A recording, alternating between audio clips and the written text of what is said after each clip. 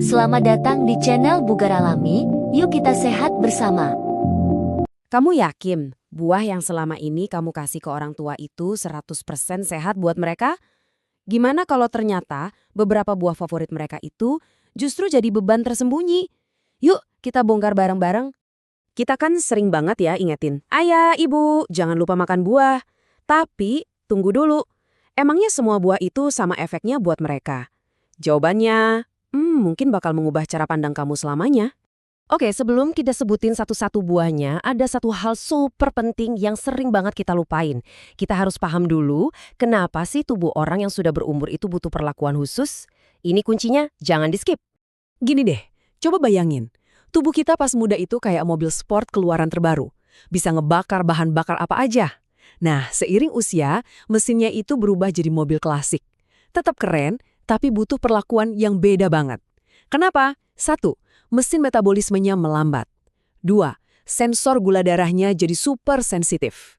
Dan 3. Filter ginjalnya udah nggak sekuat dulu lagi. Oke, sekarang kita masuk ke bagian intinya. Siap-siap ya, karena kita akan bahas 4 buah populer yang ternyata butuh lampu kuning kalau dikonsumsi orang tua kita. Bisa jadi salah satunya itu favorit mereka loh. Nomor 1, buah yang hampir pasti ada di setiap meja makan di rumah. Pisang. Praktis, lembut, dan kelihatannya paling aman kan? Nah, disinilah kebanyakan orang keliru. Pisang itu bisa jadi jebakan manis. Gulanya memang alami, tapi jumlahnya itu cukup tinggi buat bikin gula darah kaget, terutama di tubuh yang udah sensitif. Tapi tunggu, bukan cuma itu. Kandungan kaliumnya yang tinggi itu memang bagus, tapi bisa jadi kerja ekstra buat ginjal orang tua yang fungsinya mungkin udah menurun. Oke, selanjutnya kita sambut sang raja buah yang selalu jadi perdebatan. Durian. Baunya aja udah kuat, apalagi efeknya buat tubuh. Banyak yang ngira durian itu cuma soal suka atau nggak suka sama baunya. Faktanya, ini tuh bom kalori dan lemak. Buat tubuh lansia, makan beberapa biji aja bisa langsung bikin badan terasa panas atau berat.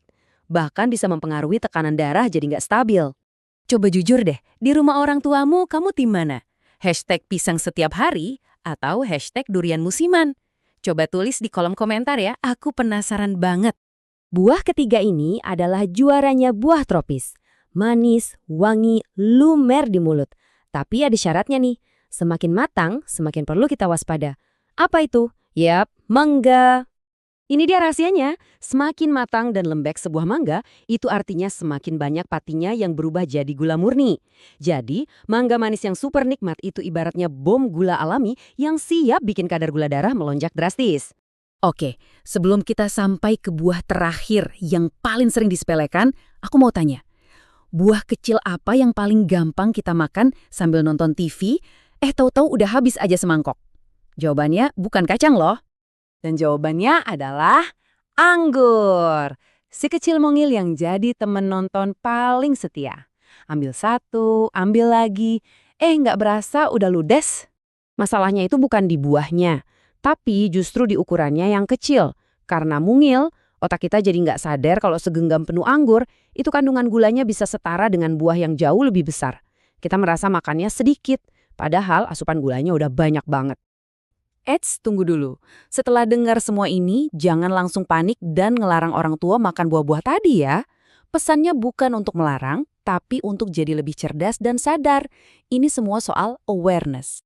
Intinya bukan buahnya yang salah, tapi cara dan porsi kita mengonsumsinya. Tujuannya adalah supaya kamu punya info ini, jadi bisa memberikan yang terbaik buat orang tua dengan cara yang paling bijaksana. Terus, solusinya gimana? Gampang banget. Coba deh ingat 3 hal ini.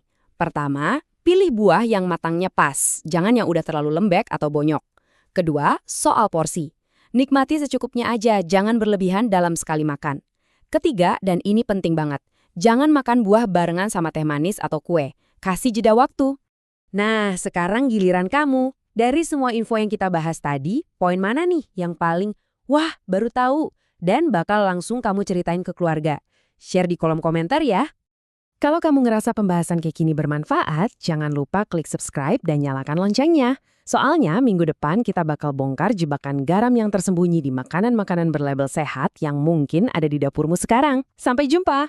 Jangan lupa klik subscribe dan like video, serta aktifkan lonceng notifikasi.